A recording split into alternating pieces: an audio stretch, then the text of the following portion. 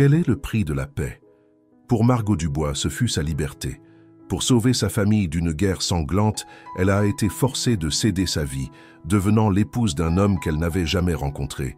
Mais ce n'était pas un simple mariage arrangé. Son nouvel époux était Matteo Leoni, le don froid et impitoyable de la mafia franco-corse en Amérique. Un homme connu comme le roi de glace, qui régnait sur son empire avec un contrôle silencieux et brutal. Et lors de leur nuit de noces, il lui présenta une condition choquante, un vœu unique qui transformerait leur mariage en une cage dorée. Il lui promit la richesse, la protection et son nom, mais interdit toute intimité, toute affection, tout amour. Ils seraient mari et femme aux yeux du monde, mais des étrangers derrière les portes closes. Ceci est l'histoire d'un vœu inviolable et de la femme déterminée à y survivre. L'histoire d'un roi qui a bâti des murs de glace autour de son cœur et de la reine qui a apporté un feu assez puissant pour les faire. Commentez avec un emoji si vous êtes prêt à voir le vœu de glace se briser. Et abonnez-vous pour plus d'histoires d'amour interdit et de romances dangereuses. Préparez-vous à une histoire qui pose la question: que se passe-t-il lorsque votre plus grand ennemi est le seul homme qui peut vous protéger? C'est une histoire de pouvoir, de sacrifice et d'un amour si intense qu'il pourrait mettre fin à une guerre, ou en commencer une bien plus dangereuse. Le silence dans la suite principale du domaine Leoni était un personnage à part entière. Il était lourd et ancien, un poids oppressant qui se posait sur le bois sombre poli et les tentures de soie comme une fine couche de poussière.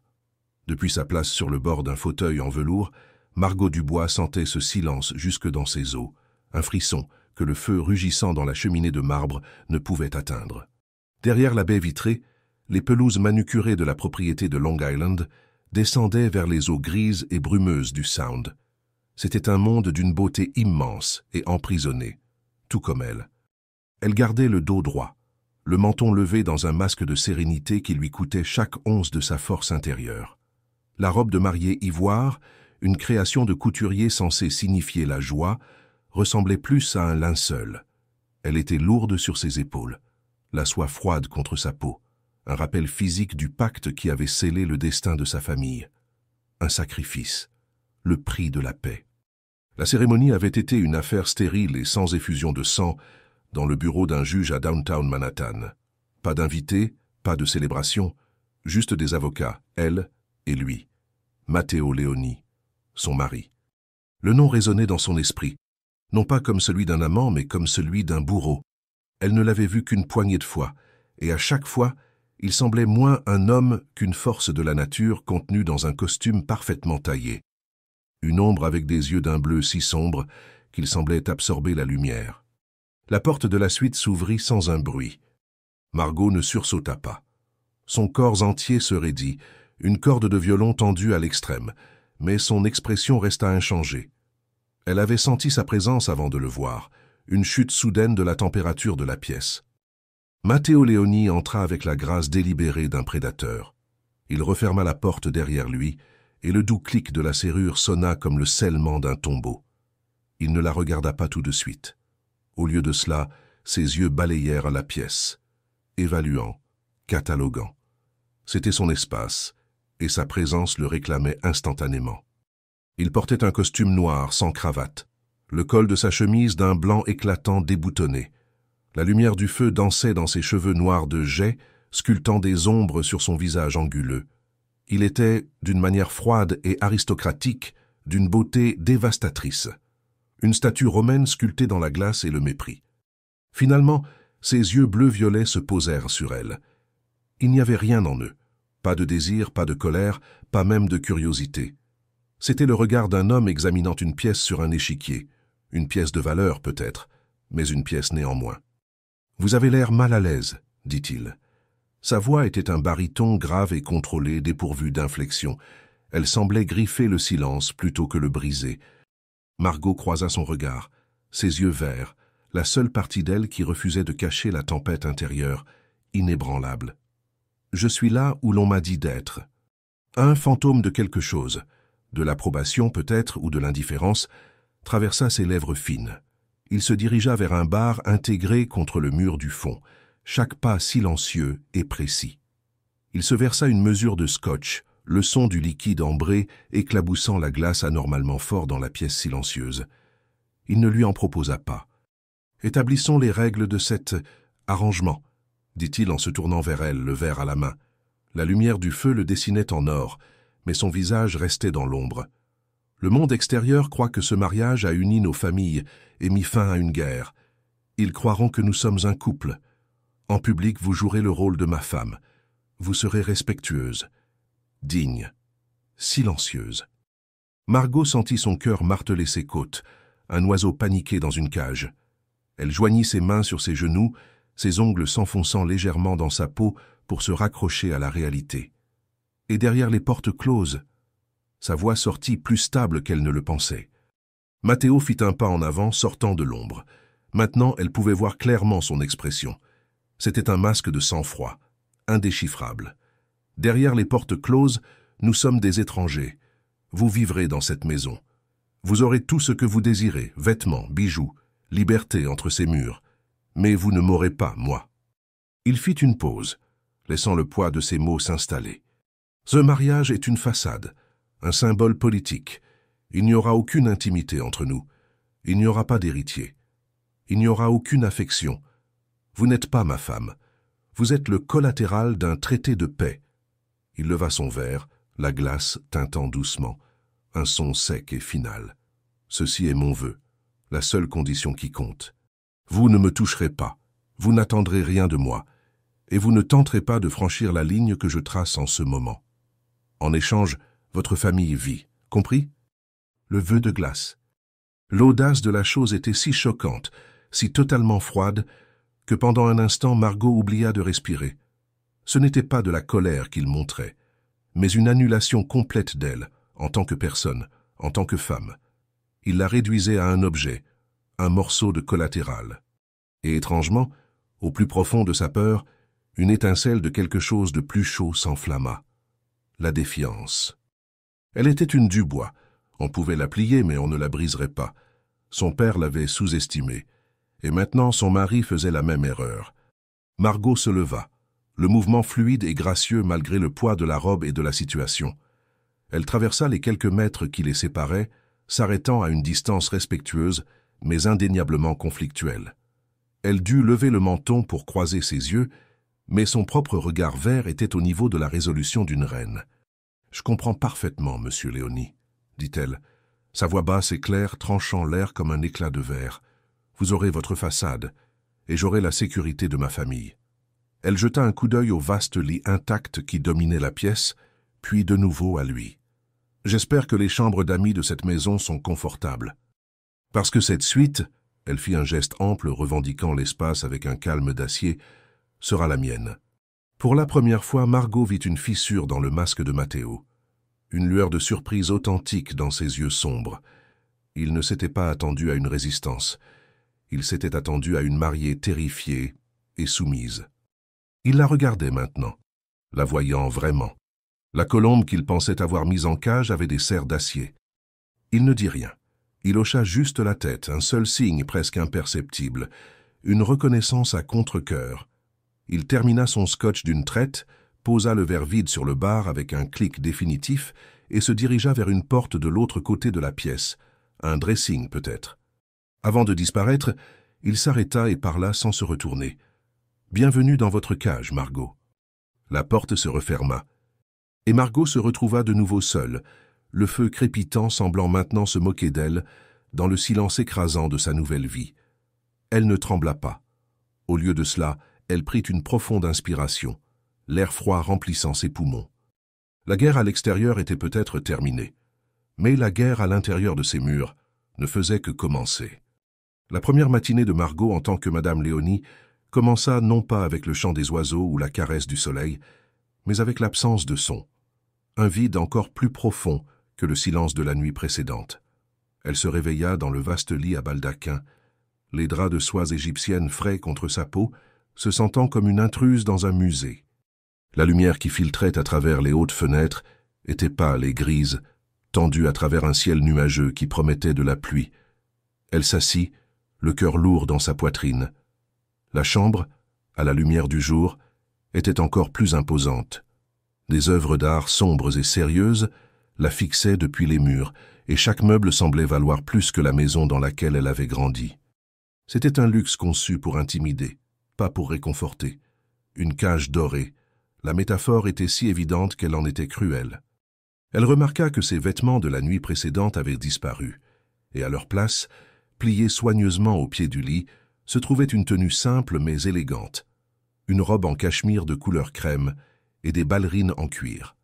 Quelqu'un était entré dans la chambre pendant qu'elle dormait. La pensée lui envoya un frisson, une violation subtile mais claire de son espace. C'était un rappel, elle était toujours surveillée. Dans le dressing attenant, plus grand que son ancienne chambre, des rangées et des rangées de vêtements l'attendaient. Robes, manteaux, chaussures, sacs à main, tous neufs, tous à sa taille, tous choisis par un étranger. Une garde-robe pour une vie entière, achetée pour une femme qu'il ne connaissait pas, ou ne se souciait pas de connaître. C'était la garde-robe d'une poupée, pas d'une personne. Margot choisit la robe en cachemire. Elle était douce, chaude, une petite armure de confort contre la froideur de cet endroit. En descendant le grand escalier de marbre, les marches froides même à travers ses chaussures, elle sentit l'odeur de café fort et de pain frais. L'arôme la guida vers une salle à manger qui aurait pu facilement accueillir 30 invités. Au bout d'une table absurdement longue, un seul couvert était dressé. Et il était là. Matteo. Il était déjà assis, lisant un journal papier, une tasse de café à son coude. Il leva les yeux quand elle entra, et pendant un instant, le monde sembla s'arrêter. Ses yeux bleus foncés l'évaluèrent de la tête aux pieds, une inspection rapide et impassible. Il était habillé avec sa précision habituelle, pantalon sombre et chemise bleue, qui rendait ses yeux encore plus intenses. « Bonjour, dit-il, la voix neutre. C'était une courtoisie vide, la même que l'on offrirait à un employé. « Bonjour » répondit Margot, la voix ferme. Elle prit place au couvert dressé pour elle. La distance entre eux était un gouffre physique qui reflétait parfaitement celui émotionnel qu'il avait décrété. Une gouvernante, une femme plus âgée au visage aimable, mais aux yeux effrayés, apparut silencieusement pour verser du café à Margot. Margot la remercia d'un petit sourire, et la femme parut véritablement surprise, jetant un rapide coup d'œil nerveux en direction de Matteo avant de s'éclipser. Le petit déjeuner fut une torture silencieuse. Le seul son était le léger cliquetis de l'argenterie contre la porcelaine et le bruissement de Matteo tournant une page de son journal. Il l'ignorait complètement, absorbé par sa lecture. Ce n'était pas un silence gênant, c'était une arme. Il l'effaçait, la rendant invisible, insignifiante. Margot sentit la colère gronder sous sa peau. Elle ne serait pas ignorée. « Le journal !» dit-elle, brisant délibérément le silence. Matteo la baissa lentement, un sourcil noir arqué dans une question froide. « Quelque chose d'intéressant aujourd'hui, » continua-t-elle, gardant son ton léger, conversationnel. C'était un petit acte de rébellion. Elle refusait d'accepter le rôle de fantôme qu'il lui avait assigné. Il la fixa un long moment, ses yeux perçants essayant de la disséquer. Juste des affaires, des questions qui ne vous concernent pas. La ligne était clairement tracée. Il y avait son monde et il y avait le sien, et ils ne se croiseraient jamais. « Je vois », dit Margot en buvant une gorgée de son café. Le liquide chaud était un contraste bienvenu avec la glace dans ses veines. « Alors, qu'est-ce qui me concerne, exactement dans cette maison ?» Il plia le journal et le posa à côté de son assiette. Il lui accorda toute son attention, et l'intensité de celle-ci était comme un poids physique. Votre fonction est d'exister, de maintenir les apparences, de ne pas causer de problèmes. À part ça, la maison est à vous. La bibliothèque est vaste. Les jardins sont bien entretenus. Trouvez un moyen de vous occuper. C'était un renvoi. Il la chassait comme une enfant qui s'ennuie. Avant que Margot ne puisse répondre, il se leva. « J'ai des réunions. Ne m'attendez pas pour le déjeuner. » Et sur ce, il tourna les talons et quitta la pièce, la laissant seule à l'immense table, l'écho de ses pas sur le marbre s'estompant lentement. « Trouvez un moyen de vous occuper. » Les mots résonnaient dans sa tête, une insulte déguisée en permission. Margot termina son petit déjeuner en silence, l'esprit en ébullition. Elle n'était pas une prisonnière ayant besoin d'un passe-temps. Elle était une stratège. Et tout stratège sait que la première chose à faire en territoire ennemi est la reconnaissance.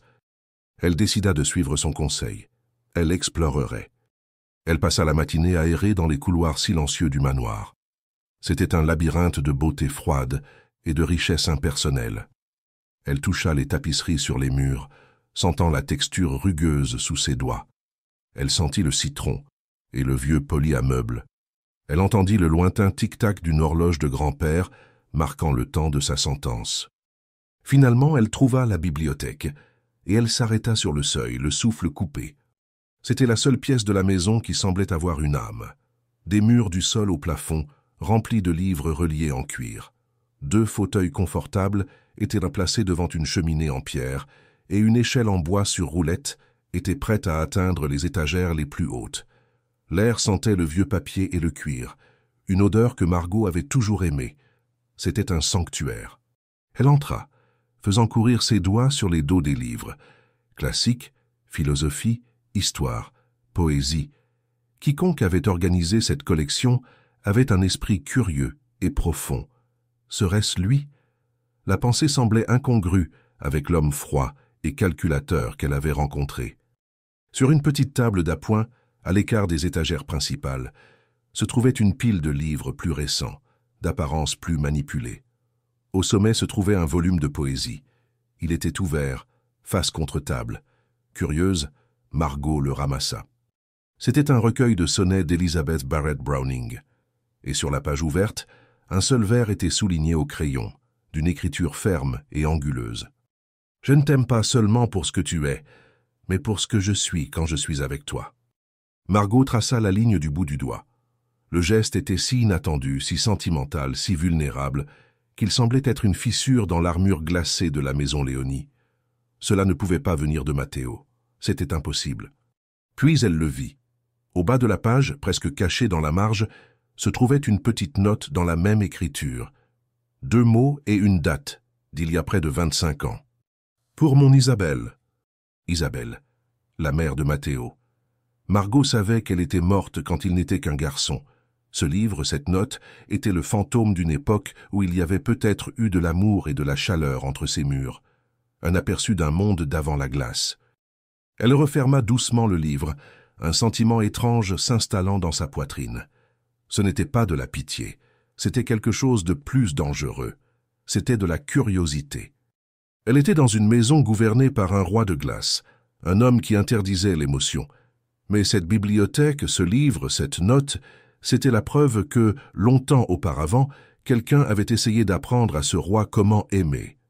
Et Margot se demanda, avec un frisson qui n'avait rien à voir avec la température de la pièce, ce qui avait bien pu se passer pour effacer cette leçon si complètement et si brutalement. Les jours qui suivirent s'installèrent dans une routine froide et prévisible. Margot passait la plupart de son temps dans la bibliothèque, le seul refuge qu'elle trouvait dans la vaste maison sans âme. Elle lisait pendant des heures, se perdant dans des mondes qui n'étaient pas les siens, utilisant les histoires des autres comme un bouclier contre la sienne. Les repas étaient des affaires solitaires. Matteo était presque toujours absent, immergé dans un monde d'affaires qu'elle ne pouvait que deviner à partir des fragments de conversation étouffés qu'elle surprenait des gardes dans le couloir. Les rares fois où ils partagèrent le petit déjeuner, son silence était un mur de granit. Il n'était pas cruel, juste absent. Il la regardait comme si elle faisait partie des meubles, une acquisition nécessaire mais oubliable. Margot apprit à lire les humeurs de la maison. La cadence des pas des gardes, le son des voitures arrivant et partant au milieu de la nuit, la tension dans la posture du personnel. Elle était une prisonnière, oui, mais une prisonnière observatrice. La colombe d'acier apprenait la disposition de sa cage. C'est un jeudi après-midi que la routine fut brisée. Elle était dans la bibliothèque, recroquevillée dans un fauteuil en cuir près de la fenêtre, regardant une fine pluie tomber sur les jardins parfaitement entretenus. La porte s'ouvrit. Margot ne leva pas les yeux de son livre. Elle supposa que c'était une gouvernante. « Nous aurons des invités pour le dîner dimanche. » La voix de Matteo, basse et contrôlée, trancha le silence. Margot leva les yeux, son cœur faisant un bond soudain. Il se tenait à l'entrée, encadré par le chambranle en chêne sombre. Il portait un pantalon en laine grise et un pull à col roulé noir qui le faisait ressembler encore plus à une ombre, soulignant la pâleur de sa peau et l'obscurité de ses yeux. Elle ferma son livre, marquant la page avec son doigt. « Des invités ?»« Ma famille, précisa-t-il, comme si le mot avait un goût amer. Mon oncle, mes cousins, les capots les plus importants. Ils viennent rencontrer formellement ma femme. Il prononça le dernier mot avec une hésitation presque imperceptible, comme si c'était un mensonge qu'il pouvait à peine avaler lui-même. Margot sentit une terreur froide lui parcourir l'échine. Ce n'était pas un dîner mondain, c'était une inspection. Ils venaient l'évaluer, elle, le collatéral du traité de paix, la fille Dubois qui portait maintenant le nom de Léonie. « Qu'attendez-vous de moi » demanda-t-elle, sa voix calme, cachant l'anxiété qui nouait son estomac. Matteo entra dans la pièce, réduisant la distance entre eux. Il s'arrêta à plusieurs mètres, mais sa présence semblait aspirer tout l'air de l'espace. « J'attends de vous que vous vous souveniez de votre rôle. Vous êtes Madame Léonie, adoratrice, heureuse, éperdument amoureuse de votre mari. » Il dit la dernière partie avec une touche d'ironie si sèche qu'elle la fit presque frissonner. « Vous sourirez. Vous serez gracieuse. Et surtout, vous ne nous embarrasserez pas. » L'ultimatum flottait dans l'air entre eux. « Ne vous inquiétez pas, » dit Margot en se levant pour lui faire face à son niveau. « Je sais comment jouer la comédie. » Son regard s'attarda sur elle, l'évaluant. « Je sais, » dit-il, et il y avait une note étrange dans sa voix, presque une reconnaissance à contre-cœur de sa force. « Portez quelque chose, d'approprié, du vert. Ça va avec vos yeux. » Et puis il disparut, la laissant avec son cœur battant la chamade. L'instruction sur la robe était la chose la plus proche d'un commentaire personnel qu'il lui ait jamais adressé. Ce n'était pas un compliment. C'était un ordre, un costumier instruisant son actrice principale. Mais quand même, il l'avait remarqué la couleur de ses yeux. La pensée était aussi troublante qu'un contact. Le dimanche soir, le manoir habituellement silencieux bourdonnait d'une énergie tendue. Des voix masculines profondes résonnaient d'en bas. Margot se tenait devant le miroir de sa chambre, lissant le tissu de soie de la robe vert émeraude qu'elle avait choisie. La couleur faisait ressortir ses yeux, comme il l'avait prédit, et la coupe était élégante et modeste, tout en épousant ses courbes d'une manière qui projetait une confiance tranquille. Elle prit une profonde inspiration, ajustant le masque de dignité sereine qu'elle avait si bien appris à porter. « Souviens-toi de ton rôle. » Quand elle descendit l'escalier, toute conversation cessa. Une douzaine d'hommes en costume noir se tournèrent pour la regarder. C'étaient des visages durs, marqués par les vies qu'ils menaient, des yeux qui voyaient tout et ne révélaient rien. Et au centre, comme le soleil noir autour duquel toutes les autres planètes tournaient, se trouvait Matteo. Il se retourna, et pendant une milliseconde, Margot vit quelque chose vaciller dans ses yeux. Une étincelle. Une appréciation qui allait au-delà de la simple évaluation. Il était impeccable dans un costume sombre, la personnification du pouvoir. Il s'approcha et, pour le bénéfice de son public, lui offrit son bras. Le geste était formel, mais quand ses doigts effleurèrent le tissu de sa veste de costume, elle sentit le muscle solide en dessous. C'était la première fois qu'il se touchait volontairement. « Yakara » dit-il, sa voix assez basse pour qu'elle seule l'entende. Le terme affectueux était un coup de poignard d'ironie. « Tu es éblouissante. » Il la conduisit dans la pièce, et la chaleur de son corps irradiait le long de son bras. Pour le monde, ils étaient l'image d'un couple puissant. Pour Margot, la proximité était à la fois suffocante et électrisante. Elle pouvait sentir son subtil parfum, bergamote et cuir, une odeur propre et dangereuse. Le dîner fut un chant de mine. Les hommes à table l'étudiaient avec une curiosité prédatrice. Ils posaient des questions voilées sur sa famille, sur le pacte, testant ses défenses. Margot répondit à chaque question avec une grâce et une intelligence qui ne leur laissait aucune prise. Elle était polie mais pas soumise, charmante mais pas frivole. Un homme plus âgé et corpulent aux yeux de porc qu'elle comprit être son oncle Nicolas se pencha en avant. Les Dubois ont toujours été connus pour leur « ruse », dit-il, le mot sonnant comme une insulte. « J'espère que vous avez laissé de telles qualités derrière vous, maintenant que vous êtes une Léonie. » Un silence tomba sur la table. C'était un défi direct. Avant que Matteo ne puisse intervenir, Margot sourit, un sourire calme et contrôlé. « Au contraire, mon oncle, je crois que ma ruse, elle répéta son mot, le dépouillant de son venin, est précisément ce qui fait de moi une épouse appropriée pour un homme comme Matteo. Il n'a pas besoin d'une idiote à ses côtés, n'est-ce pas? » La mâchoire de Nicolas tomba pendant une seconde, avant qu'il n'éclate d'un rire tonitruant. Quelques-uns des autres hommes sourirent. Elle avait passé le test. De l'autre côté de la table, elle croisa le regard de Matteo. Il ne souriait pas. Son visage était son masque habituel, mais ses yeux avaient une expression qu'elle n'avait jamais vue auparavant. Le respect. Quand le dîner fut terminé et que les invités furent partis, le silence qui revint dans la maison était différent. Il était chargé. Matteo la raccompagna au pied de l'escalier. Ils s'arrêtèrent, la distance formelle entre eux rétablie. « Vous vous en êtes bien sortis, dit-il. Ce n'était pas un compliment, c'était un constat. « J'ai juste fait ce que vous avez demandé, répondit-elle, la voix un peu lasse. Il la regarda un moment, son regard intense. Non, vous avez fait plus. Il se tourna pour partir, puis fit une pause.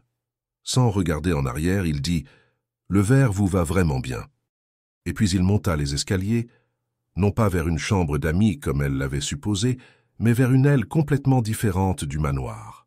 Margot resta figée, la main sur la rampe pour se stabiliser. Son cœur battait à tout rompre. Le vœu de glace interdisait l'émotion, l'intimité, l'affection, mais il ne disait rien sur le respect.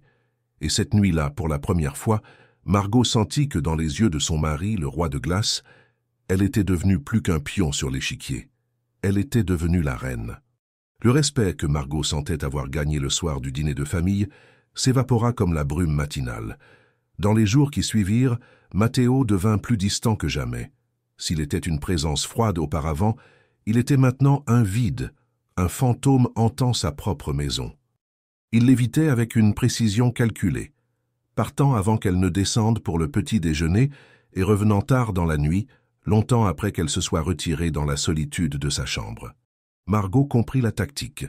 Ce bref moment de reconnaissance, le compliment murmuré au pied de l'escalier, avait été une fissure dans son armure. Maintenant, il reconstruisait le mur, plus haut et plus épais qu'auparavant. Il renforçait le vœu de glace, se rappelant non seulement à elle, mais aussi à lui-même les règles de leur engagement. La proximité forcée par le dîner de famille avait été un mal nécessaire. Maintenant, la distance était rétablie avec une vengeance. Elle ne se laissa pas abattre, ou du moins elle ne le montra pas.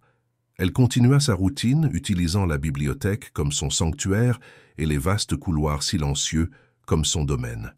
Elle apprit les noms du personnel, leur offrant de doux sourires qui étaient accueillis par des regards surpris et craintifs.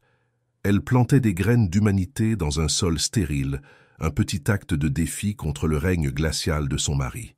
Un après-midi, une semaine après le dîner, le soleil perça enfin les nuages. Fatiguée de l'air vicié de la maison, Margot ressentit un besoin désespéré de sentir une brise sur son visage. Elle sortit dans les jardins. C'était un espace d'une beauté austère et contrôlée. Des rosiers taillés avec une précision militaire, des haies qui ressemblaient à des murs verts et des fontaines en marbre dont l'eau cascadait avec un son rythmé et mélancolique. C'était beau, mais il n'y avait rien de sauvage, rien de libre. Tout ici, comme elle, était soumis à la volonté du don. Elle descendit un sentier de gravier qui serpentait à travers un petit bosquet d'oliviers. L'air sentait la terre humide et le romarin. Pour la première fois depuis des semaines, elle sentit une lueur de paix, la tension dans ses épaules se relâchant un tout petit peu. C'est là qu'elle le vit. Gisant sur le sentier, à moitié caché sous les feuilles argentées d'un buisson de lavande, se trouvait une touffe de plumes blanches. Margot s'approcha, la curiosité l'emportant sur la prudence. Ce n'était pas une touffe, c'était un oiseau, une colombe blanche, le cou tordu à un angle cruel et contre nature. Un frisson parcourut Margot. C'était une vision dérangeante, une tache de violence dans le jardin serein, mais c'est ce qu'elle vit ensuite qui lui glaça le sang. Attaché à la patte de l'oiseau mort avec une ficelle rouge sang, se trouvait un petit objet sombre, une seule pièce d'échec, un pion. Elle recula comme si elle avait été brûlée. Ce n'était pas un accident, c'était un message, une déclaration. La colombe, symbole de paix. Le pion, la pièce la plus sacrifiable du jeu. Et elle, Margot Dubois, la colombe d'acier, étaient les deux. Le symbole de la paix et un pion à sacrifier. La peur froide et aiguë perça son sang-froid. Sa première réaction fut de courir, de se cacher. Mais où? Elle leva les yeux vers l'immense maison de pierre. Ce n'était pas un refuge, c'était le centre de l'échiquier. Les mains tremblant légèrement, elle se força à réfléchir. Ce n'était pas pour elle, pas seulement pour elle, c'était un message pour lui. Et il devait le voir. Avec une détermination née de la terreur, elle prit un mouchoir de la poche de son manteau. Faisant attention de ne pas toucher directement l'oiseau ou le pion, elle enveloppa le petit corps et sa note macabre dans le tissu. Tenant le paquet comme si c'était une bombe, elle retourna vers la maison, son cœur martelant un rythme frénétique contre ses côtes. Elle n'était jamais allée dans le bureau de Matteo. On lui avait dit que c'était un territoire interdit. Elle s'en moquait. Ignorant les regards alarmés de 2 gardes postés dans le couloir, elle frappa aux lourdes doubles portes en chêne. Il n'y eut pas de réponse. Elle frappa à nouveau plus fort. « Matteo !» La porte fut ouverte d'un coup sec. Il se tenait là, le visage masqué de fureur face à l'interruption. « Qu'est-ce que... » commença-t-il, mais il s'arrêta net en voyant son visage. Pâle, ses yeux verts immenses et ombragés. « J'ai trouvé ça dans le jardin, » dit-elle, sa voix basse mais résonnant d'urgence. Elle passa devant lui pour entrer dans son bureau sans y être invitée, posant le paquet enveloppé dans le mouchoir sur son vaste bureau en acajou poli.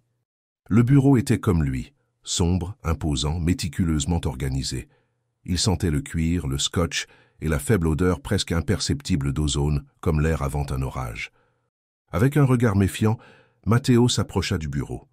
Il utilisa un stylo pour déballer soigneusement le mouchoir. Lorsque la colombe morte et le pion noir furent révélés, l'atmosphère dans la pièce changea. L'air devint épais, électrique. Margot vit la transformation se produire. La froideur calculée de Matteo se brisa, et en dessous se trouvait quelque chose de bien plus effrayant, une rage silencieuse et mortelle. Ses yeux s'assombrirent jusqu'à devenir presque noirs. Sa mâchoire se serra, un muscle tressaillant dans sa joue. Il ne dit pas un mot. Il fixa simplement le message, et Margot eut l'impression d'être en présence d'un prédateur qui venait de sentir l'odeur du sang. Il se tourna, appuyant sur un bouton d'un interphone sur son bureau. « Luc, mon bureau, maintenant. Verrouillez le domaine. Personne n'entre, personne ne sort. » Sa voix était de la pure glace, assez tranchante pour couper de l'acier. Quelques secondes plus tard, un homme trapu avec une cicatrice à travers le sourcil entra dans la pièce, le visage sombre. Il jeta un coup d'œil à l'oiseau sur le bureau, et son regard se durcit de compréhension. « Fouillez chaque centimètre du périmètre, » ordonna Matteo. « Je veux savoir qui a été sur mon territoire, je veux le savoir maintenant. » Luc hocha la tête et partit aussi silencieusement qu'il était venu. Matteo resta debout, le dos tourné à Margot pendant un long moment, les mains appuyées sur le bureau, la tête baissée. Elle pouvait voir la tension dans ses épaules, la puissance enroulée dans son immobilité. Quand il se tourna enfin vers elle, son visage était de nouveau un masque, mais ses yeux brûlaient d'une intensité froide. « Où exactement? Avez-vous trouvé ça ?» Elle décrivit l'endroit, sa voix stable malgré le tremblement intérieur. Il écouta sans l'interrompre. « À partir de maintenant, dit-il, sa voix ne laissant aucune place à la discussion, vous n'allez nulle part seul, pas même dans les jardins. Un de mes hommes sera avec vous à tout moment.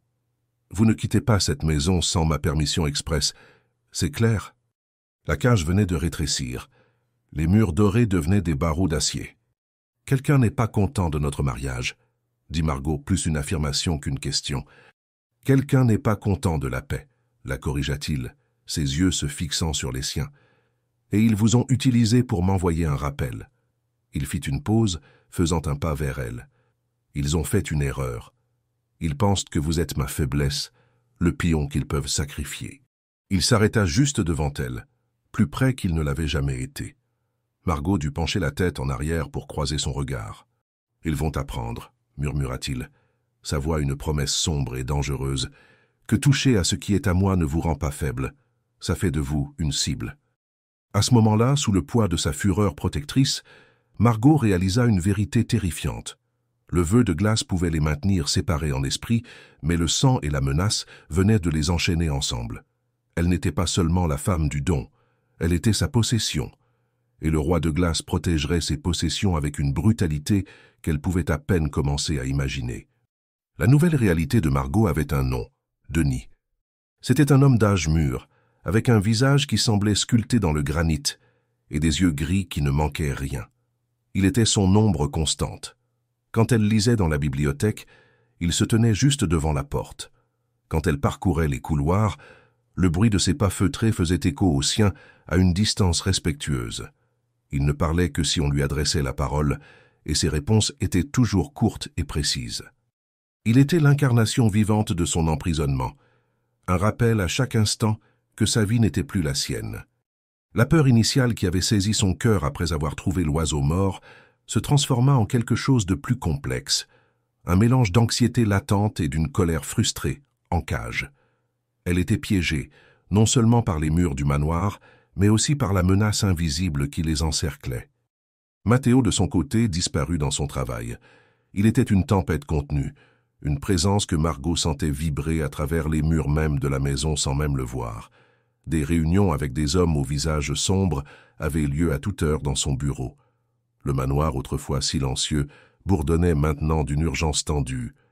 L'attaque n'était pas seulement un message, c'était une offense à la fierté de Matteo, une violation de son sanctuaire, et il était sur le pied de guerre. La distance entre eux devint un gouffre. Leurs chemins se croisaient à peine. Le vœu de glace n'avait plus besoin d'être appliqué, la crise en avait fait la nouvelle norme. Ils étaient deux généraux de part et d'autre du même château assiégé. C'est près d'une semaine plus tard, dans le silence profond de la nuit, que le mur entre eux se fissura enfin. Margot ne pouvait pas dormir. Son esprit était un vortex tourbillonnant, rejouant l'image de la colombe blanche et du pion noir. Elle descendit à la bibliothèque, cherchant du réconfort dans l'odeur du papier et du cuir. Avec seulement une petite lampe de lecture allumée, projetant un cercle de lumière dorée dans la pénombre, elle s'installa dans son fauteuil préféré, un livre épais ouvert sur ses genoux, bien qu'elle ne lise pas vraiment. Le son doux de la porte qui s'ouvrait la fit se raidir. Elle s'attendait à voir Denis, mais ce fut Matteo qui entra. Il s'arrêta sur le seuil, surpris de la trouver là. Il avait enlevé sa veste de costume et sa cravate, et les manches de sa chemise blanche étaient retroussées jusqu'au coude, révélant des avant-bras forts. Ses cheveux, habituellement parfaits, étaient légèrement en désordre, comme s'il y avait passé les mains à plusieurs reprises. Pour la première fois, il avait l'air fatigué, vulnérable. Leurs regards se croisèrent dans la pénombre de la pièce. L'air devint lourd de mots non dits. « Impossible de dormir », dit Margot, offrant une explication à sa présence. « Bienvenue au club », répondit-il, la voix rauque. Il entra dans la pièce, non pas vers le bar comme elle s'y attendait, mais vers la cheminée où il posa une main sur le manteau de marbre, le dos tourné vers elle, fixant les cendres froides. La tension dans ses épaules était un nœud visible. « Des nouvelles » demanda Margot, la voix basse. Elle ne savait pas pourquoi elle demandait. Peut-être était-ce le calme de la nuit ou la vue de cette rare fissure dans son sang-froid. « Aucune qui ne vous concerne », répondit-il, la réplique automatique, la barrière se relevant instantanément. La frustration de Margot, contenue pendant des jours, déborda enfin, pas en un cri, mais en une vague d'acier froid. « Tout cela me concerne, Matteo. La menace a été laissée sur mon chemin. Cette colombe m'était destinée autant qu'à vous. » Elle ferma son livre avec un bruit sourd. « Je ne suis pas un pion que vous cachez simplement dans la boîte pendant que vous jouez la partie. » Le défi dans sa voix le fit se retourner. Il l'étudia dans la pénombre, son visage à moitié dans l'ombre, à moitié dans la lumière de la lampe. « Savoir ce qui se passe ne change rien. Cela ne fait que vous mettre davantage en danger. »« À ne pas savoir me rend impuissante, » rétorqua-t-elle. « J'ai été élevée dans un monde pas si différent de celui-ci. Je sais ce que sont les menaces. Ce que je ne sais pas, c'est si je dois craindre un ennemi à l'extérieur des portes ou l'homme qui refuse de me dire de qui je devrais avoir peur. » Le silence qui suivit fut profond. Il la regardait avec une nouvelle intensité, une réévaluation. Elle ne pleurait pas ni ne suppliait. Elle exigeait une place dans l'équation, non pas en tant que victime, mais en tant que joueuse. Lentement, il s'éloigna de la cheminée et se dirigea vers le bar. Margot le regarda, le cœur battant. Elle s'attendait à ce qu'il la renvoie au lit comme une enfant. Au lieu de cela, il prit 2 verres en cristal. Il les remplit de 2 doigts d'un liquide ambré provenant d'une bouteille chère. Il s'approcha d'elle et, sans un mot, lui tendit l'un des verres. Margot hésita une seconde avant de l'accepter. Leurs doigts s'effleurèrent pendant une fraction de seconde. Ce fut comme un choc électrique, une chaleur soudaine et inattendue dans la pièce fraîche. Il ne s'assit pas. Il resta debout devant elle, un roi sombre dans son domaine. « Ce n'est pas votre famille », dit-il finalement, répondant à sa question non formulée. « Mes sources le confirment. Les Dubois honorent le pacte. C'est quelque chose de plus ancien, une rivalité que mon père pensait avoir enterrée il y a des années. C'était plus qu'il n'avait jamais partagé avec elle. Un fragment d'information, mais aussi un fragment de confiance. Il la traitait non pas comme sa femme prisonnière, mais comme une alliée. Les Volkov, continua-t-il, la voix basse, presque un murmure. La Bratva. Ils opéraient dans cette ville avant que ma famille ne consolide son pouvoir. Mon père les a chassés. Le vieux Volkov a juré de se venger, mais il est mort avant de pouvoir agir. Il semble que son fils ait décidé de reprendre le combat. Margot absorba l'information. La mafia russe, des ennemis qui n'étaient pas liés par les mêmes règles ou traditions. Ils étaient plus brutaux, plus imprévisibles. Et ils pensent que le nouveau Don Léonie est devenu faible, termina-t-elle, comprenant la logique derrière la menace. Ils vous testent. Ils m'utilisent pour voir si vous saignez. Matteo but une gorgée de son verre, ses yeux ne quittant jamais les siens par-dessus le bord du verre. Ils auront leur réponse. La promesse dans sa voix était mortelle. Margot sentit un frisson, mais aussi autre chose, un étrange sentiment d'alignement. À ce moment-là, dans le calme de la bibliothèque, ils n'étaient pas mari et femme, ni geôlier et prisonnière. Ils étaient deux personnes sur une île, avec l'océan qui s'agitait autour d'eux. Il termina son verre et lui prit le sien, vide. Pendant un instant, Margot pensa qu'il allait dire quelque chose de plus. Au lieu de cela, il hocha simplement la tête de manière à peine perceptible. Une reconnaissance. « Restez sur vos gardes, Margot, » dit-il, sa voix de nouveau dénuée d'émotion. Puis il se tourna et quitta la bibliothèque, la laissant seule avec le goût du scotch sur la langue et un tourbillon de nouvelles peurs et une dangereuse, inattendue étincelle de connexion. Le mur entre eux était toujours debout, mais cette nuit-là, il y avait ouvert une petite fenêtre. Et Margot savait qu'une fois que l'on voit ce qu'il y a de l'autre côté, il est impossible de ne pas vouloir en voir plus. Le lendemain de la confession nocturne de Matteo fut drapé d'un silence différent. Ce n'était plus le calme vide de l'indifférence, mais le silence lourd et chargé d'un champ de bataille avant l'aube. Quand Margot descendit dans la salle à manger, il était déjà là, une tasse de café intacte à côté d'une pile de documents. Il leva les yeux quand elle entra. Son regard ne glissa pas sur elle comme d'habitude. Cette fois, il la vit. Il y avait une nouvelle gravité sur son visage, une reconnaissance de l'alliance forcée que la nuit précédente avait forgée entre eux. Il fit un unique hochement de tête presque imperceptible, et Margot le lui rendit, prenant sa place. Aucun mot ne fut échangé, mais le message était clair. Le jeu avait changé. Elle n'était plus seulement le collatéral d'un traité de paix. Elle était maintenant, aux yeux de l'ennemi, le centre de l'échiquier. Plus tard dans la journée, elle fut convoquée à son bureau. C'était la première fois qu'il la faisait appeler là. Son cœur battit un peu plus vite alors qu'elle s'approchait des portes autrefois interdites. Denis, son ombre, se posta à l'extérieur, un gardien silencieux à son poste. Matteo était debout, regardant par la fenêtre les vignobles brumeux. Il ne se retourna pas quand elle entra. « Samedi soir, nous assistons à un mariage », annonça-t-il, sa voix résonnant dans le bureau silencieux. Margot s'arrêta, surprise. « Un mariage ?»« La fille de Laurent Renaud », expliqua-t-il en se tournant enfin vers elle. La pâle lumière de l'après-midi accentuait les ombres sous ses yeux, révélant le tribut de la vigilance constante. La famille Renaud est notre plus important allié. Notre absence serait remarquée. Elle serait interprétée comme une faiblesse, comme de la peur. Elle comprit immédiatement. Ce n'était pas un événement social. C'était une manœuvre politique, une démonstration de force. « Vous voulez qu'on nous voie, dit-elle, ensemble, intouchables. »« Exactement, confirma-t-il, et une lueur d'approbation brilla dans ses yeux sombres. « Vous jouerez votre rôle, la mariée heureuse, fière d'être au bras de son mari. Il n'y aura aucune place à l'erreur. Les Volkov, ou leurs informateurs, observeront chacun de nos mouvements. » Il se dirigea vers son bureau, le mouvement fluide et dangereux.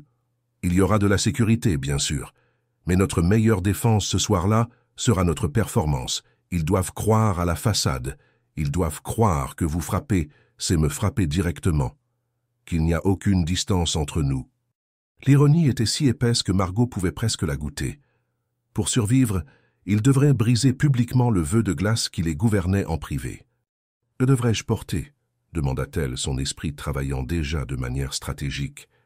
Il l'étudia un moment, son regard la parcourant comme s'il l'évaluait pour la bataille. « Pas de vert, dit-il, la voix basse, pas de bleu, pas de couleur douce. Je veux que vous portiez du rouge, un rouge profond, comme le vin de cette terre. » Il fit une pause, ses yeux se fixant sur les siens. « Je ne veux pas qu'il voie une colombe, je veux qu'il voie du feu. » Le samedi soir, Margot se regarda dans le miroir. La robe était une arme. De la soie cramoisie, elle drapait son corps comme du métal liquide. De fines bretelles laissaient ses épaules nues, et une coupe audacieuse mais élégante révélait son dos. C'était une déclaration de puissance et de féminité, une armure de feu. Elle avait relevé ses cheveux blonds miel en un chignon bas et élégant, laissant quelques mèches libres pour encadrer son visage. Son maquillage était minimal, à l'exception de ses lèvres, peintes de la même teinte provocante que la robe. Quand elle descendit le grand escalier, il attendait dans le hall d'entrée. Matteo lui tournait le dos, parlant à voix basse avec Luc. Au son de ses talons sur le marbre, il se retourna, et il se figea. Pendant une seconde entière, le masque de Matteo Leoni tomba. Le sang-froid se désintégra, remplacé par une admiration brute et non dissimulée. Ses yeux absorbèrent chaque centimètre d'elle, et son souffle se bloqua dans sa gorge. Il ne voyait pas le collatéral d'un traité ou un pion dans le jeu, il voyait une femme, une reine de rouge et de feu. Il se reprit si vite que Margot crut presque l'avoir imaginé. Mais non, elle l'avait vu. Il congédia Luc d'un geste de la main et s'approcha d'elle. Il tenait lui-même un écrin de velours noir. Sans un mot, il l'ouvrit. À l'intérieur, niché sur une doublure de satin, se trouvait un collier de diamants et de rubis, ancien et d'une beauté à couper le souffle. Avec un soin qui semblait presque révérencieux, il se plaça derrière elle. Margot sentit la chaleur de son corps avant même qu'il ne la touche.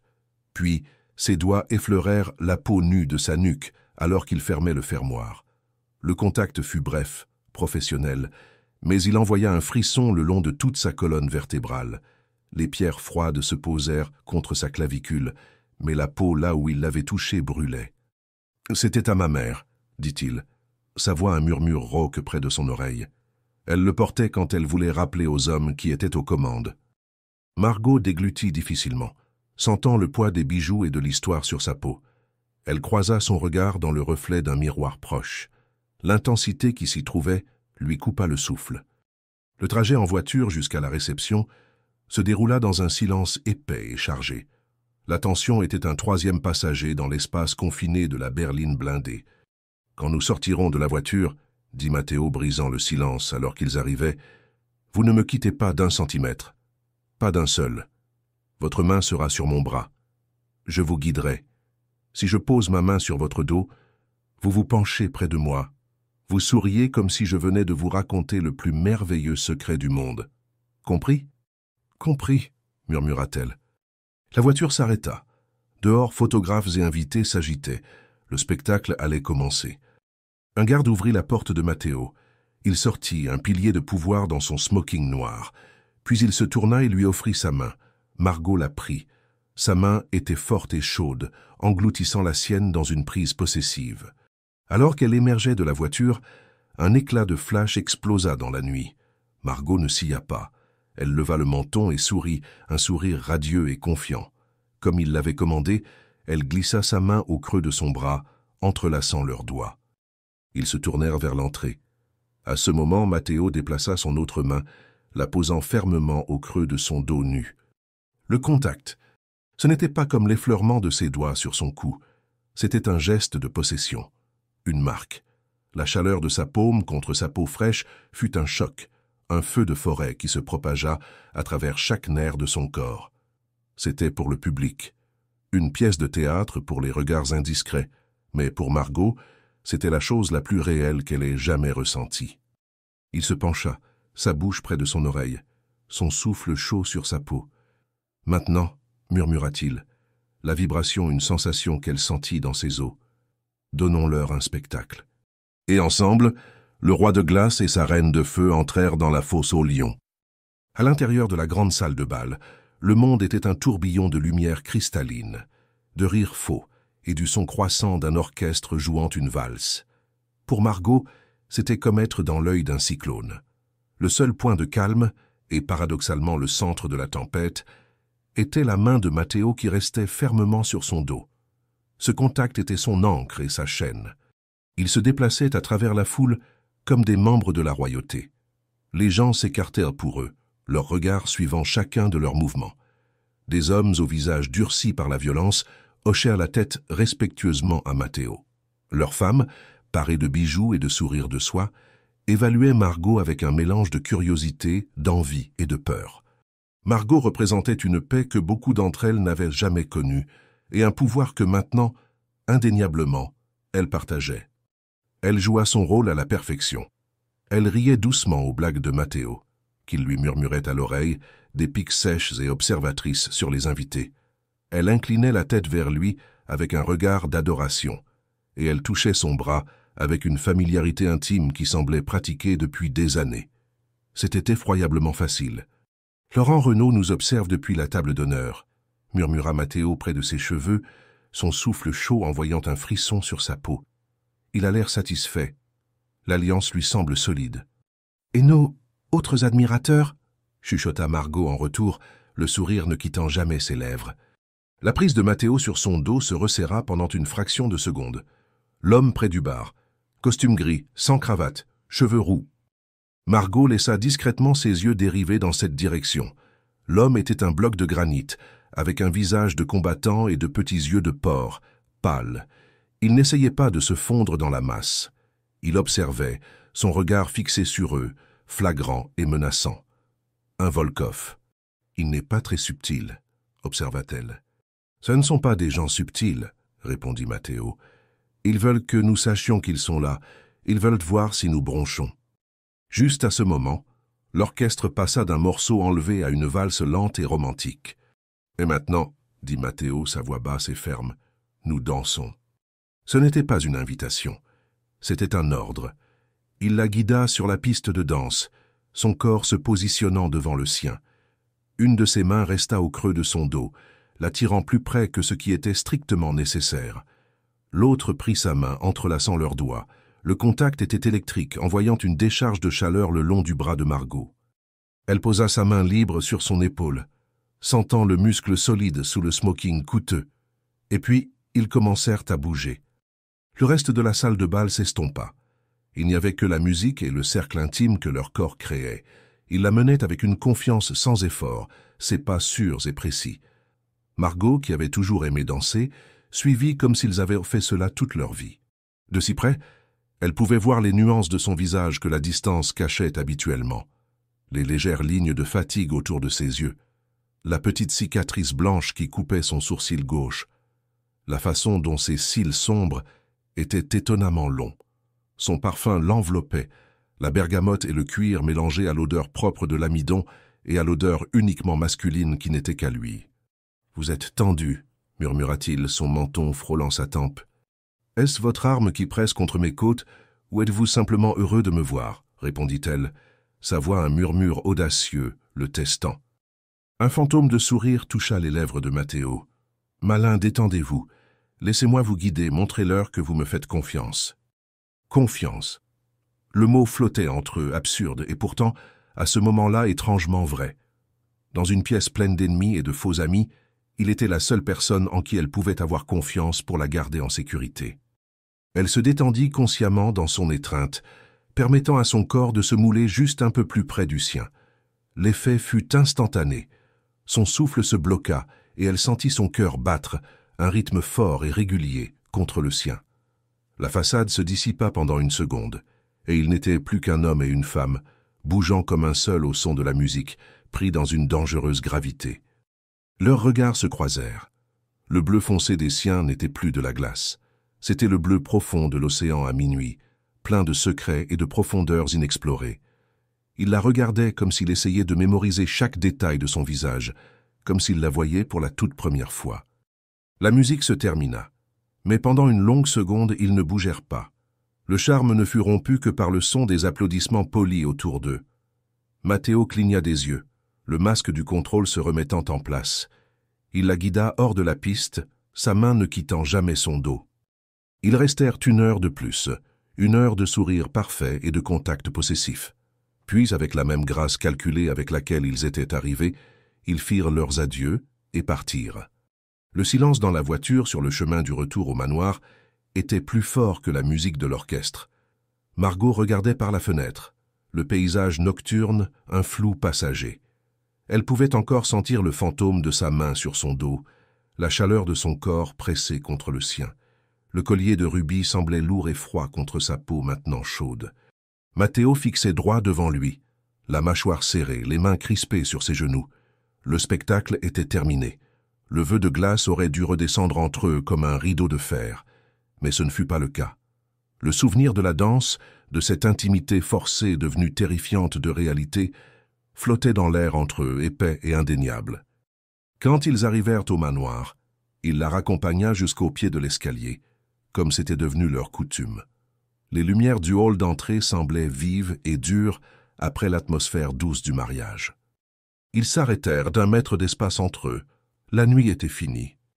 La performance était convaincante, dit Margot, sa voix lui paraissant fragile. C'était le but, répondit-il, sa voix contrôlée, mais avec une pointe de rudesse. Elle se tourna pour monter les escaliers, mais sa voix l'arrêta. Margot. Elle se retourna. Il fit un pas en avant, comblant la distance entre eux. Le collier. Elle avait oublié. Oh, c'est vrai. Son cœur trébucha alors qu'elle cherchait le fermoir sur sa nuque, mais ses doigts tremblaient légèrement. « Permettez-moi, » dit-il. Il se plaça derrière elle. Margot resta parfaitement immobile, le souffle coupé. Elle sentit à nouveau la chaleur de ses doigts sur sa nuque, plus persistante cette fois. Il défit le fermoir avec une efficacité habile. Pendant un instant, ses doigts restèrent là, sur la peau sensible de son cou, et elle sentit un frisson parcourir tout son corps. Il le sentit aussi. Elle le sut à la façon dont son propre souffle s'arrêta un instant. Il s'éloigna, le collier en sécurité dans sa main. « Bonne nuit, Margot. » Sa voix était un murmure tendu. Il n'attendit pas de réponse. Il se tourna et se dirigea d'un pas rapide vers son aile du manoir, ses pas rapides et décisifs, comme un homme fuyant un incendie. Margot resta figée, une main touchant sa nuque maintenant nue, qui picotait encore de son contact. Le vœu de glace était fait de mots. Mais ce soir-là, ils avaient à tous les deux appris qu'un contact, un regard, une danse, pouvaient être plus puissants que n'importe quel vœu, et beaucoup plus difficiles à briser. Les suites de la nuit de noces furent plus froides que tous les silences que Margot avait connus jusqu'alors dans le manoir. Si elle avait espéré que l'intimité forcée de la danse avait fait fondre quelque chose entre eux, elle s'était trompée. Matteo s'était retiré derrière un mur de glace si impénétrable que leur distance précédente semblait une chaleureuse invitation en comparaison. Il l'évitait avec un dévouement presque fanatique. Il ne partait pas seulement avant le petit déjeuner, la femme de chambre informait Margot qu'il était déjà parti pour une réunion matinale avant même le lever du soleil. Il ne rentrait pas pour le dîner. La maison était un vaste palais silencieux, et Margot était sa reine fantôme, hantant les couloirs, sentant le poids de la robe rouge suspendue dans son placard, comme le souvenir d'un rêve fiévreux. Le souvenir de son contact, cependant, était plus difficile à bannir. Elle sentait le fantôme de sa main sur son dos à des moments aléatoires, le murmure de sa voix à son oreille, le bleu profond de ses yeux la fixant sur la piste de danse. Il fuyait, réalisa-t-elle. Fuyait non pas elle, mais ce qu'il avait ressenti cette nuit-là. Et cette prise de conscience, au lieu de la blesser, alluma une dangereuse étincelle de pouvoir en elle. Le roi de glace avait une faiblesse. Et cette faiblesse, c'était elle. Plusieurs jours passèrent dans cette nouvelle guerre froide. Denis était toujours son ombre, mais il y avait une nouvelle urgence dans sa surveillance. La sécurité autour du domaine avait triplé. Margot voyait des hommes aux visages inconnus et aux armes visibles patrouiller sur les terres. La démonstration de force au mariage avait provoqué l'ours, et maintenant tout le monde attendait qu'il frappe. La frappe vint, mais pas de la manière attendue. C'était un après-midi pluvieux. Margot était dans sa chambre, le seul endroit qui était vraiment le sien, le seul espace où Denis ne la suivait pas. Elle était assise dans le fauteuil près de la fenêtre, lisant, quand un éclat sur sa coiffeuse attira son attention. Elle fronça les sourcils. Ce n'était pas l'éclat de ses propres bijoux. C'était quelque chose de petit, d'argenté. Curieuse, elle se leva et s'approcha. Posée sur la surface en bois poli, à côté de ses flacons de parfum, se trouvait une seule boucle d'oreille. Un clou d'oreille en argent en forme d'étoile, avec un minuscule éclat de saphir au centre. L'air quitta les poumons de Margot. Ce n'était pas n'importe quelle boucle d'oreille, c'était la sienne. Ou plutôt, elle l'avait été. Elle l'avait perdue il y a plus de 5 ans, à une fête foraine, bien avant que son monde n'entre en collision avec celui des Léonie. Elle se souvenait de ce jour, de la frustration. C'était un cadeau de sa grand-mère. Elle ne l'avait jamais retrouvé. Ses mains se mirent à trembler de façon incontrôlable, alors qu'elle la ramassait.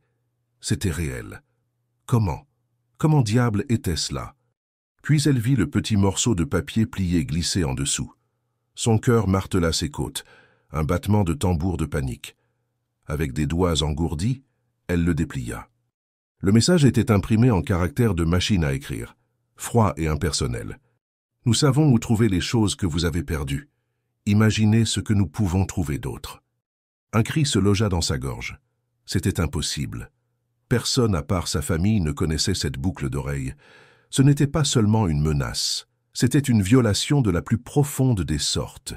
Ils n'étaient là pas seulement à l'extérieur des murs, ils étaient à l'intérieur, dans sa chambre, dans son sanctuaire. La sécurité de Matteo était une illusion. La peur fit place à la fureur. Une rage blanche et chaude qui brûla la panique. Avec la boucle d'oreille et la note serrée dans son poing, elle sortit de sa chambre en trombe, dépassant un Denis surpris. « Où est-il » exigea-t-elle, sa voix tremblant de rage. Denise, voyant l'expression de son visage, ne la questionna pas. « Le bureau, madame. » Elle ne frappa pas. Elle ouvrit les portes du bureau de Matteo avec une telle force qu'elles claquèrent contre les murs. Il était au téléphone, le dos à la porte, la voix basse et sèche. Il se retourna, le visage masqué de fureur face à l'interruption. « Dégagez !» gronda-t-il dans le téléphone, raccrochant sans un au revoir. Qu'est-ce que cela signifie? Ces mots moururent quand il vit son état. Le visage pâle, les yeux verts flamboyants d'un mélange de terreur et de rage. « Votre sécurité est une blague !» cracha-t-elle, sa voix pleine de venin. Elle marcha jusqu'à son bureau et jeta la boucle d'oreille et la note sur la surface polie. Ça, c'était sur ma coiffeuse, dans ma chambre. Matteo baissa les yeux sur les objets. Il prit la note, la lut, puis regarda la boucle d'oreille. Margot vit la couleur quitter son visage. Le contrôle de fer qu'il exerçait sur lui-même se brisa en 1 million de morceaux. Pendant un moment, il ne bougea pas. Il resta parfaitement immobile, et le silence dans la pièce était plus terrifiant que n'importe quel cri. Puis, une rage comme Margot n'en avait jamais vu s'empara de lui. Elle n'était pas froide, elle était volcanique. Avec un rugissement de pure fureur, il balaya tout ce qui se trouvait sur son bureau d'un seul mouvement de bras. Papier, téléphone, un verre en cristal, tout vola, s'écrasant contre le mur dans une explosion de verre et de papier. « Luc !» beugla-t-il, sa voix résonnant dans la maison, un son brut et sauvage. Luc et Denis entrèrent en courant dans la pièce, armes au poing, les visages pâles. « Qui est de service dans l'ailette ?»« Qui ?» exigea Matteo, son corps tremblant de fureur contenue. « Marc et Pierre, monsieur, » répondit Luc stupéfait. « Ramenez-les-moi, maintenant, et rassemblez tous les autres, chaque garde, chaque membre du personnel. Je les veux tous dans le hall principal dans 5 minutes. Personne ne respire sans ma permission. » Luc et Denis se précipitèrent pour obéir. Matteo se tenait au milieu de la pièce, les mains sur les hanches, respirant lourdement comme un taureau en cage. Il était la personnification de la violence maîtrisée, un prédateur dont la tanière avait été envahie. Margot recula d'un pas, soudain consciente de la force létale qu'il gardait sous clé. Puis, au milieu de sa rage, ses yeux rencontrèrent les siens. La tempête sur son visage s'apaisa un instant, remplacée par toute autre chose. Il vit le tremblement de ses mains, la peur qui se cachait sous sa colère. La réalité de la violation le frappa de plein fouet. En 2 grandes enjambées, il traversa la pièce et se trouva devant elle. Il l'attrapa par les épaules, ses mains fermes mais pas brutales. Son visage était à quelques centimètres du sien, ses yeux bleus foncés, cherchant désespérément les siens. T'ont-ils touché? Demanda-t-il, sa voix basse, urgente, brute. Margot, regarde-moi, t'ont-ils fait du mal? Le vœu de glace se dissolvait en cendres. Il n'y avait pas de Don Léonie, pas de prisonnière, pas de façade. Il n'y avait qu'un homme, terrifié à l'idée que la femme en face de lui ait pu être blessée. L'inquiétude dans ses yeux était si nue, si réelle, qu'elle coupa le souffle de Margot. « Non, » murmura-t-elle, son corps entier secoué par l'adrénaline. « Non, je vais bien, j'ai trouvé ça. » Le soulagement qui inonda son visage était si profond qu'il sembla chanceler. Il ferma les yeux une seconde, le front plissé de douleur. Quand il les rouvrit, la fureur était revenue, mais elle avait maintenant un but, un objectif, protéger. Il ne la lâcha pas. Ses pouces caressaient ses épaules, un geste inconscient de réconfort. « Je les trouverai », promit-il, sa voix un serment de sang. « J'arracherai la vérité à chaque homme de cette maison, puis je réduirai leur monde en cendres. Je te le jure, Margot. Ils ne s'approcheront plus jamais de toi. » Et là, au milieu des décombres de son bureau et de la ruine de son contrôle, Margot comprit enfin. Le vœu de glace n'avait pas pour but de la haïr. Il avait pour but de se protéger lui-même. Parce que le roi de glace avait peur du feu. Et elle était l'incendie qu'il n'avait jamais vu venir. Le manoir Léonie se transforma en une forteresse sous la loi martiale. L'interrogatoire de Matteo fut, comme Margot l'apprit plus tard par des bribes de conversation terrifiées entre les femmes de chambre, une démonstration brutale de pouvoir et de fureur. On découvrit qu'une des plus jeunes femmes de chambre, une jeune fille dont la famille était retenue en otage par les Volkov, avait placé la boucle d'oreille et la note dans la chambre de Margot. La trahison avait été découverte. La punition, soupçonna Margot, avait été rapide et définitive. Mais le mal était fait. Le sentiment de sécurité déjà fragile avait été complètement brisé. Dans les jours qui suivirent, la dynamique entre Margot et Matteo changea irrévocablement. Sa rage fit place à une vigilance obsessionnelle. Il ne la laissait plus aux soins de Denis. Il devint son ombre. Il déplaça son bureau dans un salon adjacent à la bibliothèque afin de pouvoir travailler pendant qu'elle lisait. Au repas, il ne s'asseyait plus à l'autre bout de la table. Il prenait la chaise à côté d'elle, leur proximité un champ de mine de tension et de conscience mutuelle. La nuit, il ne se retirait pas dans son aile éloignée de la maison. Il restait dans la bibliothèque jusqu'à ce qu'elle monte dans sa chambre, et elle l'entendait suivre peu après, ses pas s'arrêtant dans une suite d'invités juste en face de la sienne. Le vœu de glace, avec sa règle de distance, gisait en ruine. Ils étaient piégés dans une proximité forcée, cernés par le danger extérieur et par une tension encore plus dangereuse entre eux. L'air crépitait des choses non dites, du souvenir de son contact, de la vue de la vulnérabilité brute qu'il lui avait montrée. Margot l'observait. Elle voyait le tribut que la guerre lui faisait payer. Il dormait à peine. Il mangeait sans goûter sa nourriture. Son esprit était constamment ailleurs, planifiant, anticipant. Et à travers tout cela, ses yeux trouvaient constamment les siens, vérifiant, se rassurant qu'elle était toujours là en sécurité. L'inquiétude était un courant constant sous la surface de son contrôle de fer. Une nuit, Margot le trouva dans la bibliothèque bien après minuit. Il ne travaillait pas. Il se tenait devant la fenêtre, regardant dans l'obscurité une figure solitaire contre le verre noir qui reflétait la pièce silencieuse. Un verre de scotch, presque intact, était dans sa main. Elle s'approcha en silence, s'arrêtant à quelques mètres. « Vous devriez dormir, dit-il sans se retourner. Il savait toujours où elle était. « Vous aussi, répondit-elle doucement. Il but une gorgée de son verre, le tintement de la glace brisant le silence. Le sommeil ne vient pas facilement ces jours-ci. Margot fit un autre pas, comblant la distance. « Vous ne pouvez pas porter tout cela seul, Matteo. » L'utilisation de son prénom, sans le titre formel de Don, le fit enfin se retourner. Son visage était las à la douce lumière de la lampe. Les ombres sous ses yeux étaient plus sombres. « Payez mon fardeau à porter, » dit-il, la voix rauque. « C'était votre fardeau, » le corrigea-t-elle doucement. « Mais ils m'y ont entraîné. Cela fait de moi une partie de l'équation. Laissez-moi aider. » Un sourire amer et sans humour toucha ses lèvres. « Et comment feriez-vous cela? Vous ne connaissez pas ce monde. »« Je connais les gens, » répondit-elle, sa voix gagnant en force. « Je vois comment le personnel vous regarde avec peur. Ils vous obéissent, mais ils ne vous font pas confiance. Ils me font confiance. Je suis la seule personne dans cette maison qui ne porte pas d'armes, et à cause de cela, je suis la seule dont ils n'ont pas peur. Ils entendent des choses. Des chuchotements dans les couloirs, la peur dans leur voix quand ils parlent à leur famille. Laissez-moi être vos yeux et vos oreilles à l'intérieur de ces murs.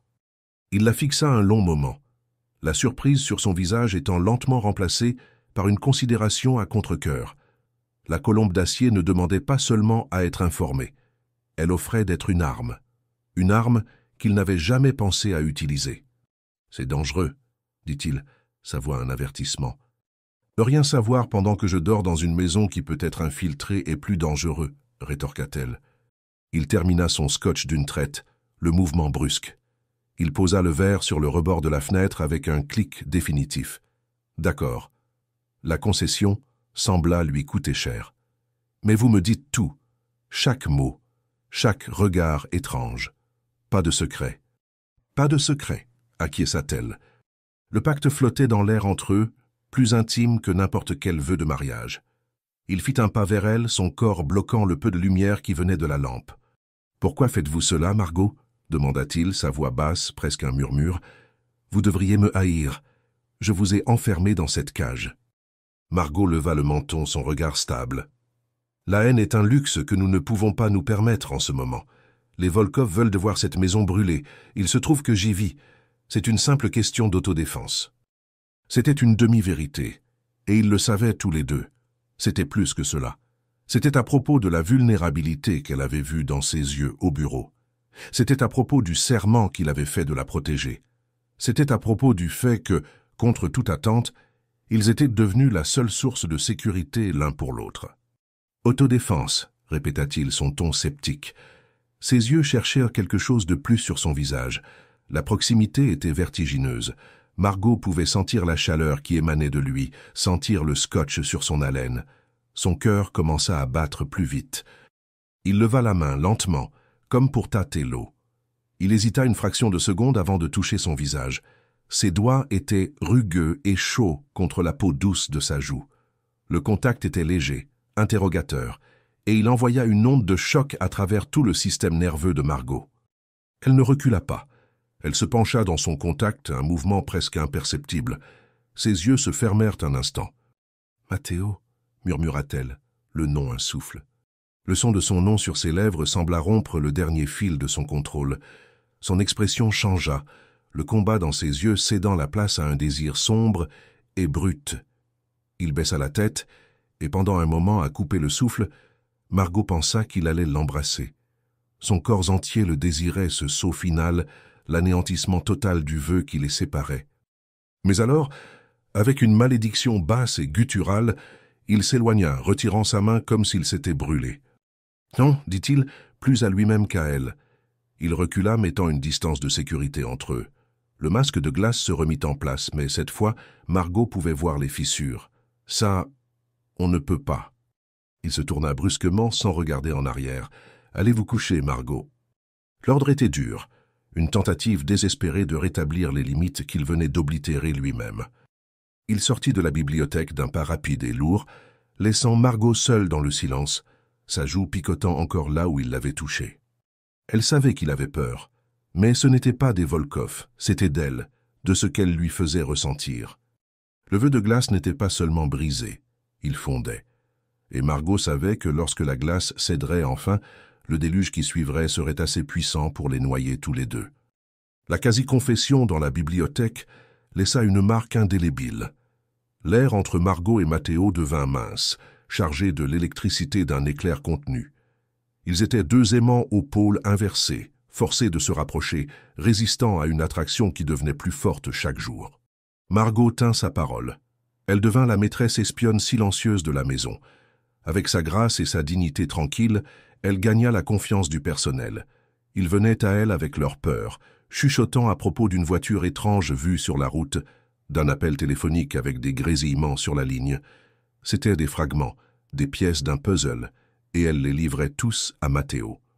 Il l'écoutait avec une intensité concentrée, et pour la première fois Margot se sentit sa partenaire, pas sa prisonnière. L'information décisive vint d'une source inattendue. Hélène, la gouvernante plus âgée et effrayée qui avait servi le café à Margot lors de sa première matinée, l'approcha dans le jardin, le visage pâle de peur. « Signora, murmura-t-elle, tordant son tablier dans ses mains. « Mon petit-fils. Il travaille sur les quais à Brooklyn. Il a entendu des hommes parler. Des Russes. Ils ont dit que le Don Léonie ne verrait pas la fin de la semaine. Ils ont parlé d'une livraison ce soir à l'entrepôt 7. » Le cœur de Margot se glaça. « Quand, Hélène? Quand avez-vous entendu ça? »« Ce matin. J'avais peur, mais... Le Don, il me fait peur. Vous non, vous avez des yeux bienveillants. » Margot posa une main apaisante sur le bras de la femme. « Vous avez bien fait, Hélène, merci. » Elle ne courut pas. Elle marcha d'un pas délibéré et rapide vers le bureau, où Matteo était penché sur une carte de la ville. « Les quais de Brooklyn, dit-elle sans préambule. Entrepôt 7, ce soir. » Il releva la tête d'un coup, ses yeux se rétrécissant. Elle lui raconta tout. Il ne la questionna pas, il ne douta pas d'elle une seconde. Il se leva, le calme mortel qui précède l'action s'installant sur lui. « Luc, aboya-t-il dans l'interphone, rassemble l'équipe, force maximale, entrepôt 7, maintenant. » Il se tourna vers Margot, son visage un masque de granit. « Tu restes ici, Denis ne te quittera pas. Tu ne quitteras pas cette pièce. » C'était un ordre. « Matteo, » commença-t-elle, une peur froide lui serrant le cœur. Il traversa la distance entre eux, l'attrapant par les bras. L'intensité de son regard était écrasante. « Ils voulaient m'attirer à l'extérieur. C'est leur piège. Et je marche droit dedans. Mais ils ne s'approcheront pas de toi. » Puis il fit quelque chose qui brisa la dernière barrière. Il se pencha et l'embrassa. Ce n'était pas un baiser de passion, mais de désespoir et de promesse. Il était dur, rapide et possessif. Il avait le goût du scotch, du danger et d'une peur terrifiante de la perdre. C'était la reconnaissance de tout ce qu'il n'avait jamais dit, un sceau placé sur leur alliance forgée dans le feu. Aussi vite qu'il avait commencé, il était terminé. Il se recula, la respiration lourde. « Verrouille la porte derrière moi », commanda-t-il, la voix rauque. Et puis il disparut. Margot resta figée, les doigts sur les lèvres, le fantôme de son baiser brûlant sa peau.